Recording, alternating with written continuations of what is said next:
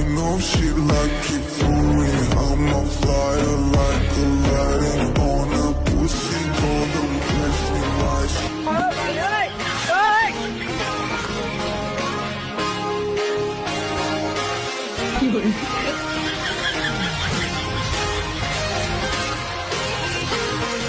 আচ্ছা তখন আমি বলছি শাহিন নটির ফুলাকে ধরে ফেল বলে আমি দুজনকে এইভাবে ধরে ফেলছি। ধরে ফেলতেই আমার পা থেকে কিছু ফিসলছে, শাহিন দরজটা খেয়ে না ওকে।